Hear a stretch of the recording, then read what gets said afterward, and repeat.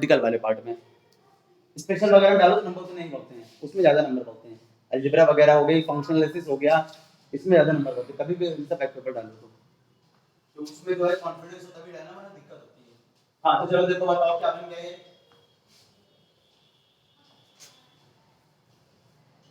चलो अलग अलग हमने पहले बताया अलग अलग प्रोडक्ट के बराबर होता है, याद रखना।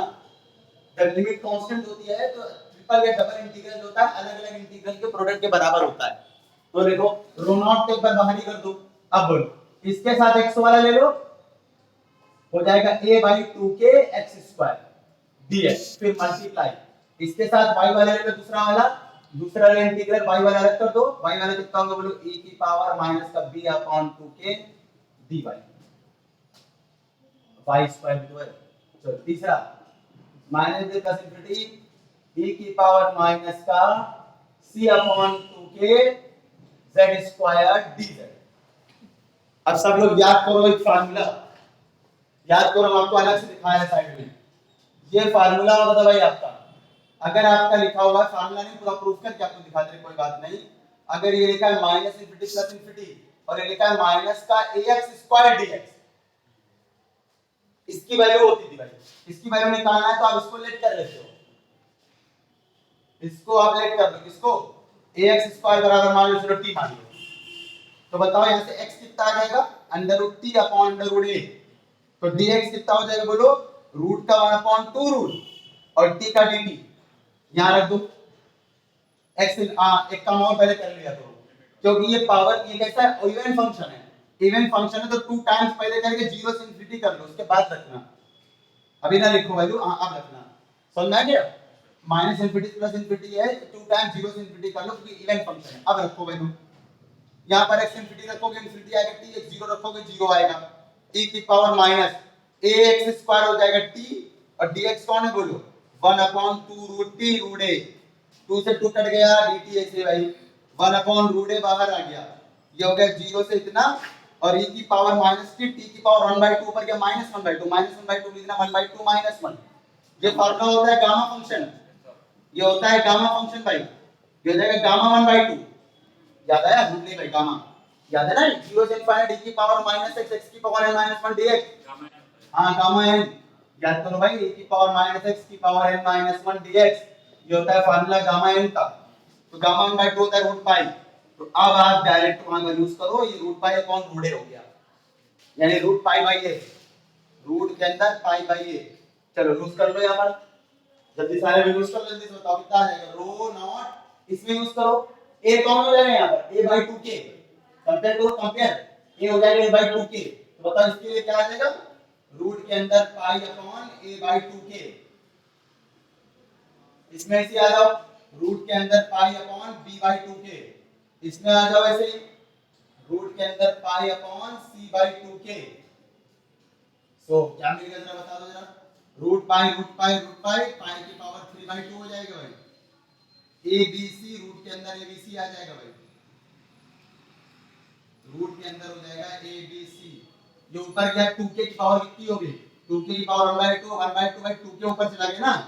2k की पावर 1/2 1/2 1/2 2k की पावर भी 3/2, ये m हो गया। आगे बढ़ लो जरा सा, आगे आ गया भाई, कह रहा है प्रूफ दैट, ये आपको प्रूफ करना है, तो आखिरी बात और कर लो भाई, आपको प्रूवमेंट जो ला रहा है उसमें m का स्क्वायर है, तो दोनों तरफ स्क्वायर कर डालो, दोनों तरफ स्क्वायर कर लो, और abc शायद इनके पास आ रहा है, चलो abc को स्क्वायर कर लो और abc घर ले आएंगे, दोनों तरफ स्क्वायर कर लो, दोनों तरफ स्क्वायर कर लिया हमने, तो ये आ जाएगा। आखिरी बात, प्रूवमेंट में k नहीं आ रहा है, आपको बताया p बराबर होता है k रो, लेकिन p ना दिया है ना क्वेश्चन में रो दिया है, p नॉट रो नॉट दिया है, एट ओरिजिन आ जाओ, एट ओरिजिन p की वैल्यू p नॉट है, रो की वैल्यू रो नॉट है, k कांस्टेंट उसका फर्क नहीं पड़ेगा भाई, तो बोलो k कितना आ गया, k आ जाएगा p not upon rho not, बताओ कितना आ गया abc रो नॉट, ऐसे भाई पाई क्यूब ऐसे ही, और ये लिखा 2 का क्यूब 8,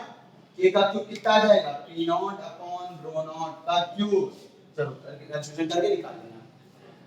प्रूवमेंट आ गया, ठीक है। ये लॉन्ग क्वेश्चन है, लॉन्ग 15 लॉन्ग में आज भाई क्वेश्चन अभी जहां तक याद है, प्लान में देखना जहां तक आ चुका है क्वेश्चन।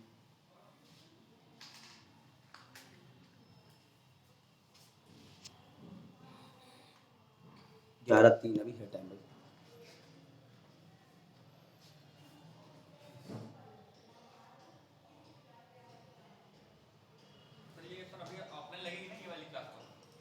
अरे नहीं भाई, कल से ऑनलाइन कर रही है, कल से ऑनलाइन सुबह वाला।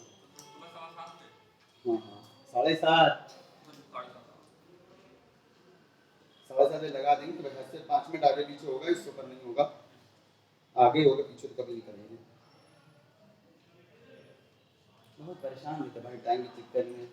अब स्टूडेंट है सर, हम पढ़ाते हैं हम भी तो देखो भाई क्या है, हम तो इतनी बात मान लेते हैं, हमारे टीचर नहीं माना करते थे भाई, कह दिया तो कह दिया, आप पढ़ना पढ़ो, नहीं पढ़ना जाओ बाद में, जब नहीं पढ़ना जाओ पहले घूमो।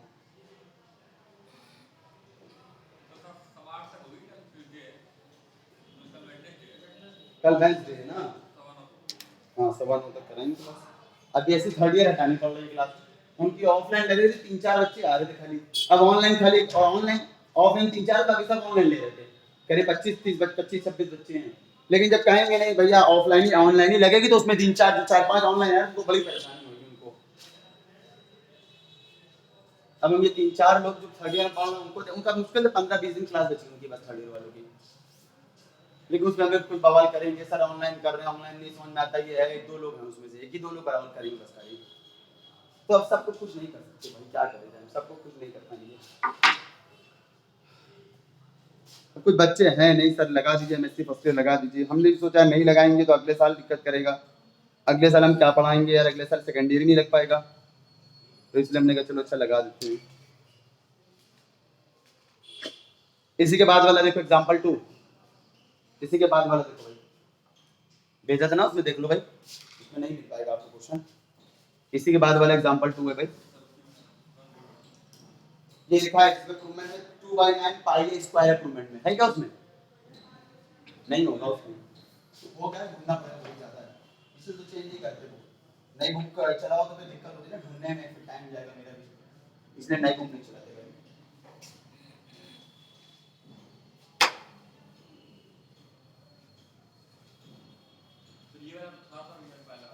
ये तो था वाला ढूंढना पड़ेगा, होगा सब क्वेश्चन में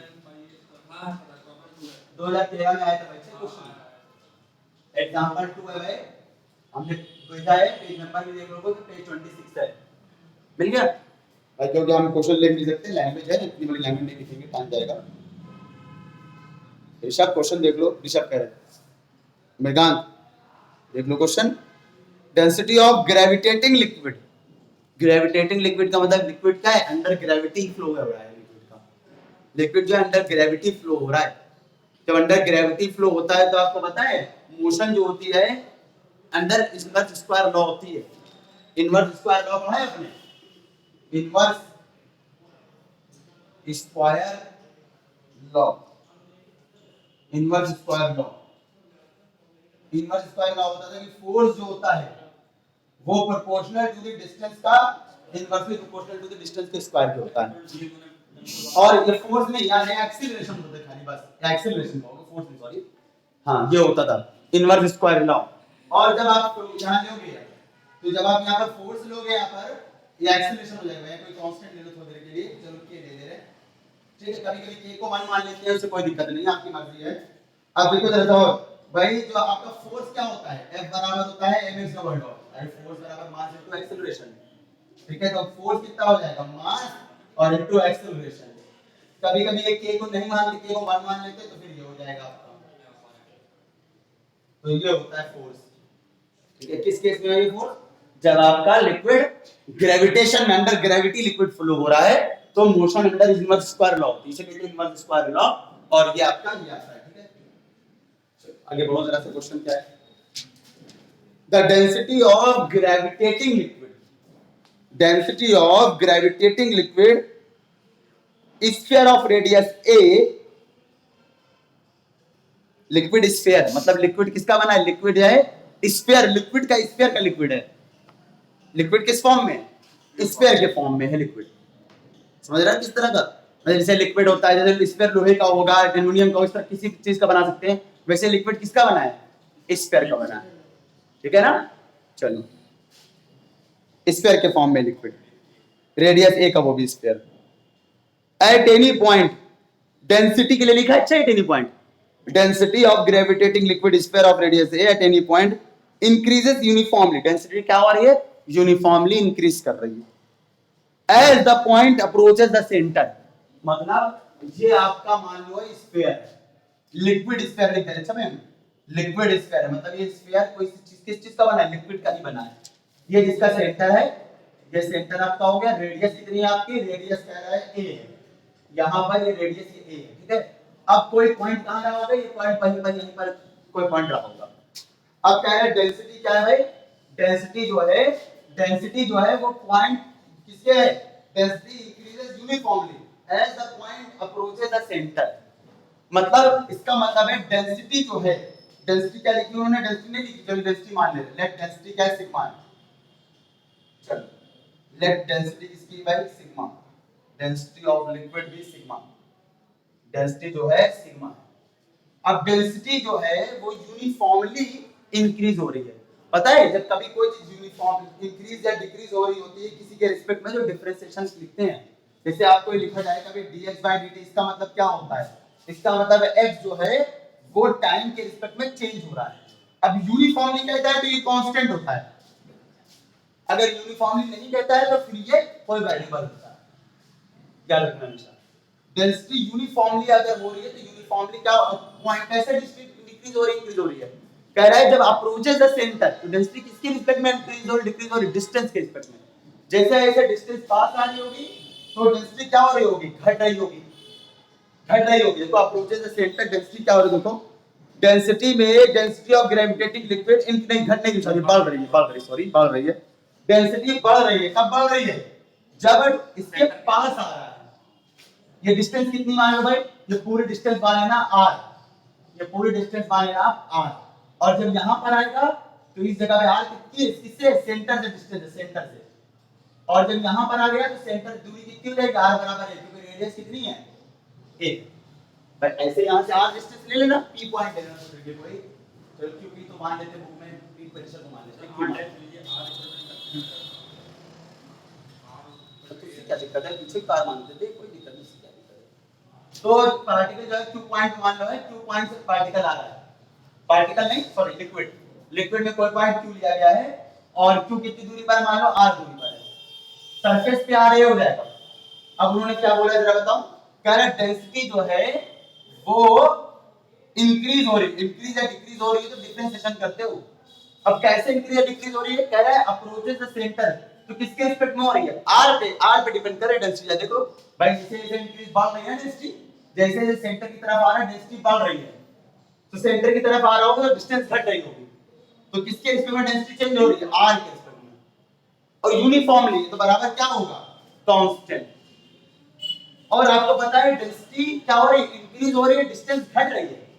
कभी भी किसी भी चीज के बढ़ने की डायरेक्शन डिस्टेंस घटने की डायरेक्शन में हो तो हमेशा नेगेटिव का लिखना बस, और कुछ नहीं। अगर ये पॉजिटिव कब होता, अगर क्या होता, डिस्टेंस बढ़ने पे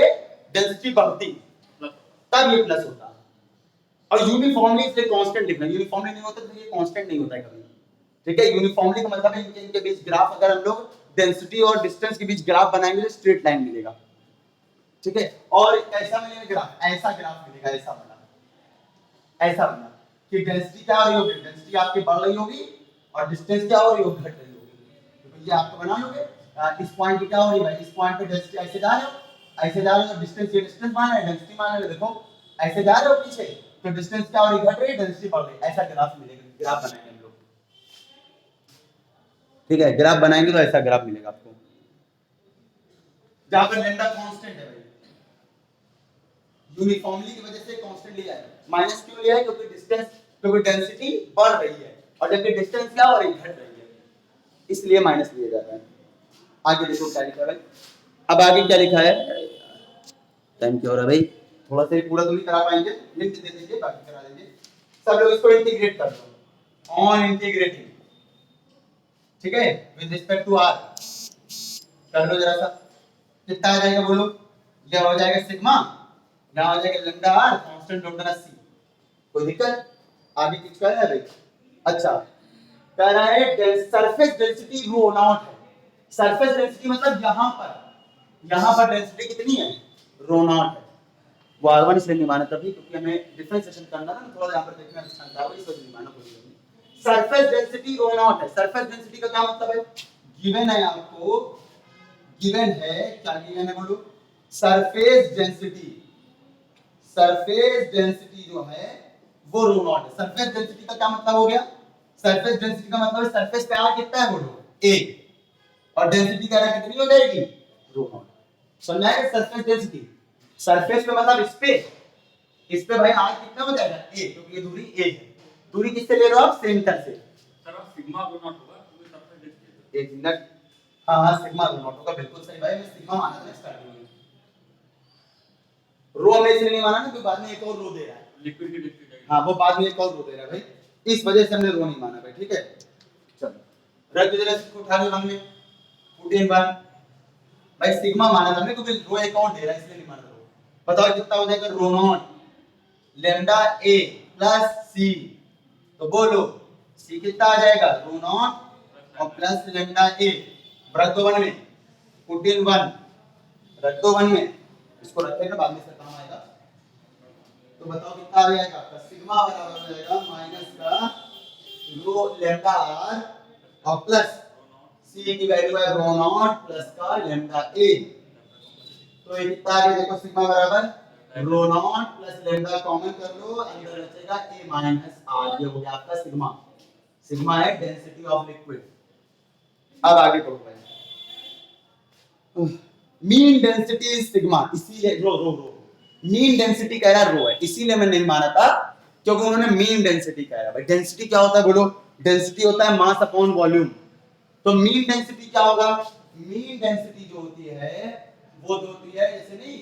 एवरेज वेलोसिटी पढ़ा होगा, total distance upon total time, वैसे ही मीन डेंसिटी होती है total mass upon total distance, total volume, total mass upon total volume, total mass upon total volume. Mass कैसे लिखोगे, देखो मास कैसे लिखोगे, total mass upon total volume. देखिए मास के लिए आप क्या करोगे, आप थोड़ी देर के लिए बीएससी एमएससी फर्स्ट ईयर में जाओ,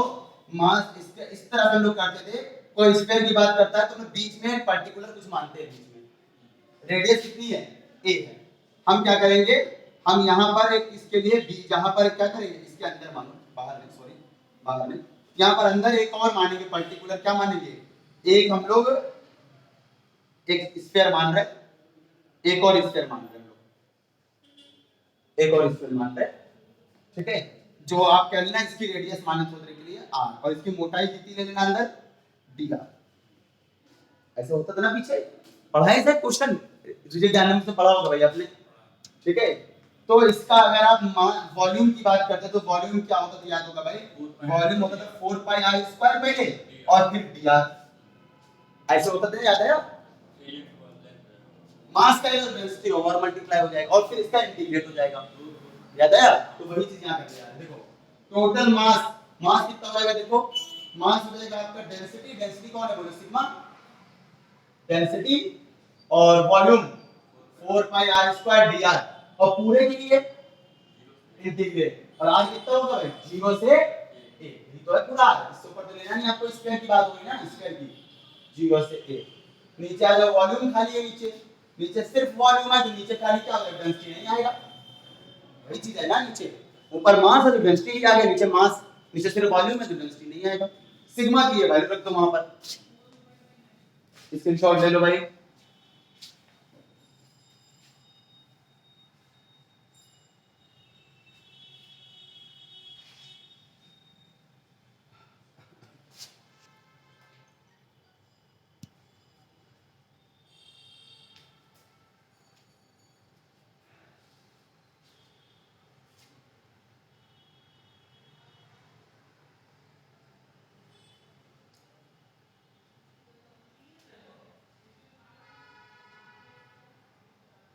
अबे कराने को हिंट दे दे रहा, करके देखना, ना है तो बताना, कोई टाइम नहीं है ज्यादा,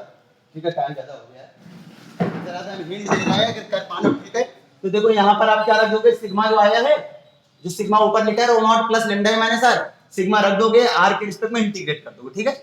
r के रिस्पेक्ट में इंटीग्रेट कर दो, क्या आ जाएगा आपका आपका ये एक रिलेशन आ जाएगा, ठीक है। बुक में दिया हुआ इक्वेशन 2 में आप रिलेशन देख सकते हो, लेमडा ए बराबर 4 times rho minus rho nought दिया है ना क्वेश्चन नंबर 2 को। फिर आपको क्या करना है भाई, फिर आपको क्या कह रहा है, प्रूव दैट प्रेशर निकालना है। प्रेशर के लिए फार्मूला लगाओ, कौन वाला फार्मूला होता है भाई, रो बराबर सॉरी डीपी बराबर रो, प्रेशर के लिए फार्मूला डीपी बराबर रो, हाँ वही वाला लगाओ। लेकिन यहां पर ग्रेविटेटिंग लिक्विड है, बस एक डायरेक्शन में मोशन हो रही, बस एक डायरेक्शन में ग्रेविटेटिंग है, ऊपर से नीचे आ रहा होगा। ग्रेविटेटिंग है तो सिर्फ एक्स वाई वाला नहीं होगा, सिर्फ कौन वाला होगा, सिर्फ आपका आर वाला होगा, सॉरी डीजेड वाला होगा। ग्रेविटेटिंग लिक्विड है भाई, जब ग्रेविटेटिंग लिक्विड है तो ग्रेविटेटिंग लिक्विड के लिए याद रखना भाई, ग्रेविटेटिंग लिक्विड का मतलब हो गया अंडर ग्रेविटी मोशन हो रही है, तो अंडर ग्रेविटी बराबर हो जाएगा dp बराबर क्या हो जाएगा, माइनस का सॉरी माइनस का रो होता था x dx हटाओगे y dy हटाओगे, सिर्फ खाली क्या बचेगा z dz। एक एक्सिस एक डायरेक्शन लेना भाई, ग्रेविटेटिंग का मतलब क्या हो गया होगा, एक तरफ से बस फ्लूइड ऐसे मोशन कर रहा है बस, तो फोर्स भी कहां लगेगा सर, सिर्फ खाली एक डायरेक्शन में। तो रेडियस की डायरेक्शन में है तो आर डी आर नहीं हो सकता तो आर डी आर में लिखोगे भैया, आर डी आर में लिखोगे, रेडियस के डायरेक्शन में तो आर डी आर तो लिखोगे, आर नहीं लिखोगे आप। मास यहां से फोर्स तो अलग होगा भाई, डी आर तो आप लिखोगे, एक डायरेक्शन खाली लोगे, ठीक है। और ये डायरेक्शन कौन है, रेडियस की डायरेक्शन है या डिस्टेंस की डायरेक्शन, जो है डिस्टेंस आपने आर मान ली, दरअसल ये फिगर ऐसा नहीं आ रहा है, ये आर ऐसा दिखाना चाहिए हमको, कोई बात नहीं, ये सेंटर है ठीक है, ये आर आपको ऐसा दिखाना चाहिए, ये आर है ठीक है, ये आर है ठीक है। तो बताओ जरा क्या बन जाएगा ये रो, और देखना और गिर रहा है, तो डायरेक्शन कहां है फोर्स की, डिस्टेंस घटने की डायरेक्शन में। देखो ऐसे ही ना, ग्रेविटेटिंग लिक्विड है, गिर रहा है, ऊपर नहीं फेंका गया, गिर रहा है, तो डिस्टेंस घटने की डायरेक्शन में, तो फोर्स कितना होता है देखो, m अपॉन फोर्स कितना है देखो, मास कैपिटल एम ये स्मॉल जो मान लेना भाई, उन्होंने कैपिटल मान हम भी कैपिटल लिख दे रहे, m अपॉन यहां कितना हो जाएगा r स्क्वायर, और डेंसिटी रो नहीं है, आप सिग्मा मान रहे हो डेंसिटी, तो डेंसिटी क्या हो जाएगा बोलो सिग्मा, और फोर्स की डायरेक्शन क्या हो जाएगी, फोर्स जो है फोर्स की डायरेक्शन जो हो जाएगी वो कैसी होगी भाई, नेगेटिव हो जाएगी बस बात। और यहाँ dr लेना, क्योंकि दूरी क्या ले रहा हो आप, इस डायरेक्शन में दूरी r ले रहे हो, बस इतना। और m तो आप पहले निकाल चुके होगे, m तो यही होगा ना भाई, ये तो m लिखा था ऊपर, यही तो m लिखा है, ये m यहाँ रख देना, थोड़ा सिंपलीफाई कर लेना, सिग्मा कहां से रखोगे, अरे जो इक्वेशन 2 आएगी उससे सिग्मा निकाल लेना, अरे उससे सिग्मा है कहां, एक मिनट रुको जरा से, सिग्मा कहां से आ गया भाई, सिग्मा स्टार्टिंग में जो निकाला था ना सिग्मा इक्वेशन नंबर 1 में, वहां सिग्मा रख देना, इक्वेशन नंबर 1 से सिग्मा रख देना, बस कैलकुलेशन कर लेना आ जाएगा। सेंटर पे प्रेशर कह रहा है, प्रेशर कह रहा है सेंटर पे, तो r बराबर 0 रख देना सेंटर पे, सेंटर पे बताओ r कितना होगा सेंटर पे, सारी दूरी मेजर तो आप सेंटर से कर रहे हो ना, तो सेंटर पे r क्या कर देना 0, हाँ सेंटर पे प्रेशर कह रहा है आप निकाल लेना, बस इतना ही करना है आपको। इसे क्वेश्चन और लगाना भाई, ठीक है, एग्जांपल नंबर 2 है, और एक क्वेश्चन और बता रहे हैं हम, वो लगा के देखना भाई। और एग्जांपल नंबर 2 के बाद पेज 33 पे कोरोलरी दी हुई है, वो करना, नोट वाला नहीं, नोट से ऊपर तक की करना है बस, पेज 33 पे कोरोलरी दी है वो करना है आपको भाई। हम ऐसे बता नहीं सकते भाई, बुक की देख लेना भाई, भेजा तो है ग्रुप में, देख लीजिएगा भाई, ऐसे पूरा पढ़ के बताएंगे टाइम नहीं, टाइम हो जाएगा भाई, बुरा ना मानना भाई। पेज 43 पे एग्जांपल 10